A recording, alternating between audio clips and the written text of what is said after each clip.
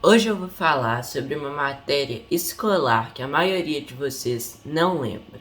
Eu vou falar sobre as relações ecológicas.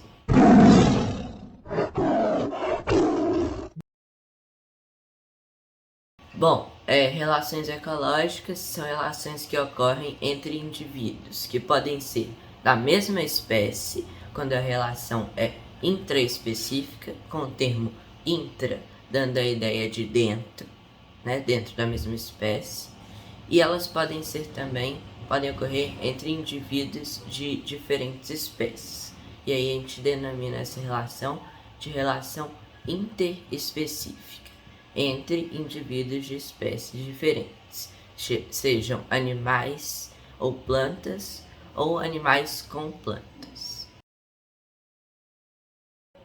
Após essa divisão entre relações intraespecíficas e interespecíficas, a gente tem a divisão entre relações harmônicas e desarmônicas. As relações harmônicas são quando nenhum indivíduo presente nessa relação sai prejudicado, ou seja, se os dois forem beneficiados, a relação é harmônica. Ou se um só for beneficiado e o outro não for beneficiado nem prejudicado, ou seja, indiferente para aquele animal, a relação é harmônica. Por outro lado, se ocorrer qualquer tipo de prejuízo para qualquer uma das espécies, é uma relação desarmônica. Tá vendo essa imagem que está aparecendo na tela? Esse é o número de inscritos que eu ganhei no último vídeo, então já se inscreve se você ainda não se inscreveu, para a gente aumentar esse número e o canal crescer ainda mais. Primeiramente, como uma relação intraespecífica harmônica, eu vou citar aqui a colônia, que é uma relação existente entre indivíduos de uma mesma espécie que vivem interligados, ou seja, eles não podem se separar, senão quem se separou morre, onde todos são beneficiados e ocorre uma divisão de tarefas. Como exemplo de uma colônia, a gente pode ver, eu posso citar aqui a caravela portuguesa, que pode se parecer com uma água viva, em que vários organismos ficam presos a uma bolsa de ar que flutua no mar.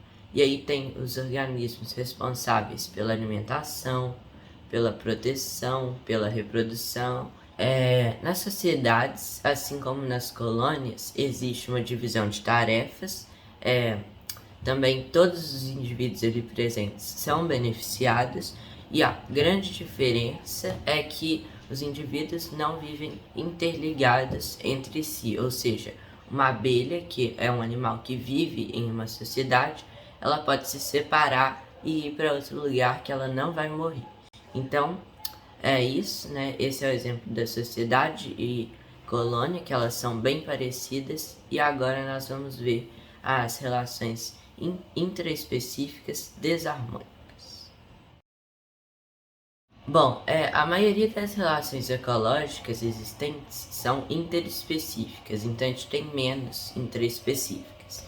Mas aí, como desarmônica, eu vou citar a competição. A gente ainda tem o canibalismo, mas eu não vou falar aqui porque ele não é uma das principais, e depois, se vocês quiserem, eu posso fazer sobre ele em um outro vídeo.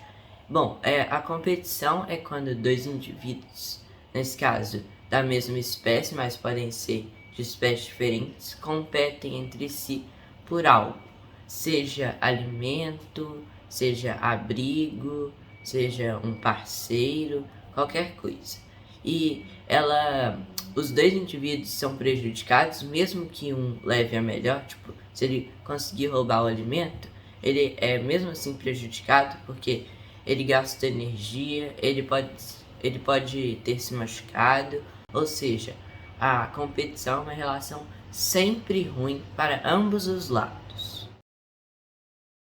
Primeiramente, eu vou falar sobre o mutualismo, e existem dois tipos de mutualismo: o facultativo e o obrigatório. Nas duas relações, ambos os indivíduos envolvidos são beneficiados. A única diferença é que no facultativo eles não são 100% dependentes um do outro, ou seja, se eles se separarem, nenhum morre, entendeu? Enquanto no obrigatório eles não podem se separar, senão eles morrem.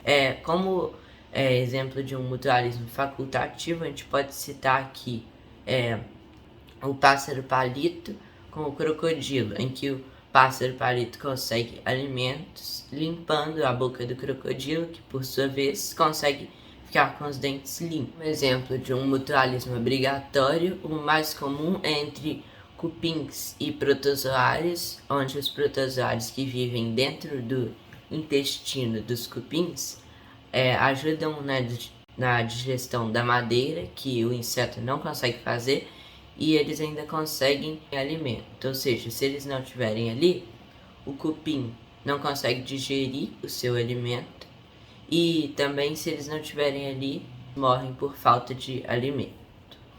Nós temos também uma relação denominada como comensalismo. No comensalismo, uma espécie é beneficiada e para a outra faz diferença. Por quê? Porque a beneficiada ela come os restos de alimentos deixados pela espécie que largou, né, os restos. Como ela largou, ela não vai voltar para buscar.